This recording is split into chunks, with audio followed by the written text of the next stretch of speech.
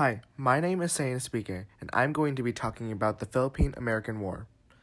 The Philippine-American War is often a war that is forgotten, even though it is one of the longest wars that America has engaged itself in, lasting from 1899 to 1902.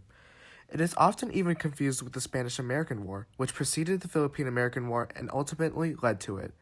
Being a conflict in which natives of the Philippines refused to recognize the sovereignty of the United States over the Philippine Islands, a large part of the Philippine-American War was the Philippine Insurrection, where Emilio Aguinaldo claimed to be the lead of the government in the Philippines. The Korean War is often referred to as America's Forgotten War, but most people can remember more about the Korean War than the Philippine-American War. The Philippine-American War does not deserve to be dubbed by many historians as one of America's forgotten wars. It deserves to not be covered by the Spanish-American War. The Philippine-American War deserves a place in textbooks that describes the war as a distinct war that was unconventional in its strategies and ultimately led to the subjugation of the Philippine Islands to U.S. sovereignty for over 40 years and the suppressing of the first independent republic in Southeast Asia. The Philippine-American War fomented with the transferring of the sovereignty of the Philippines from Spain to America in exchange for $20 million. The 3 years that followed was a struggle in which American troops waged a war in attempting to free the people of the Philippines from the regime of Emilio Aguinaldo. The methods by which American troops attempted to accomplish this, however, were short of humane. American troops committed atrocities such as the torching of villages and the killing of prisoners.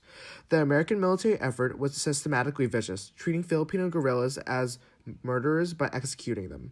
Entire communities were evacuated and watched their villages burn down as they were marched to concentration camps.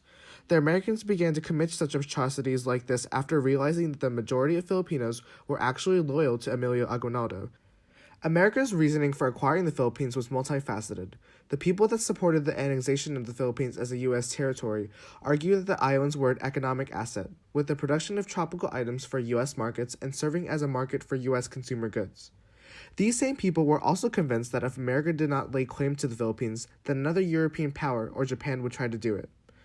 The American annexationists held up that their actions were not imperialistic, that we as a country were doing our responsibility.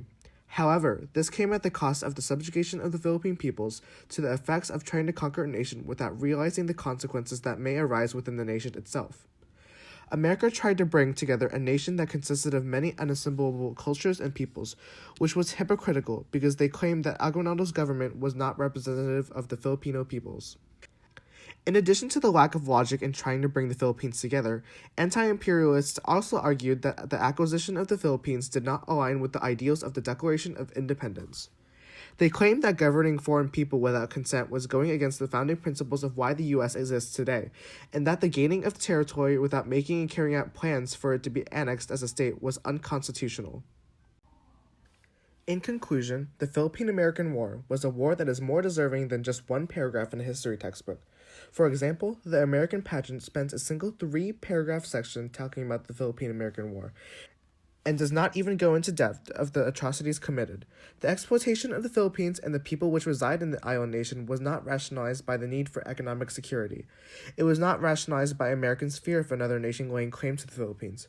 Most importantly, the torture of the Filipinos was not rationalized by what America believed to be gaining from their treaty with Spain.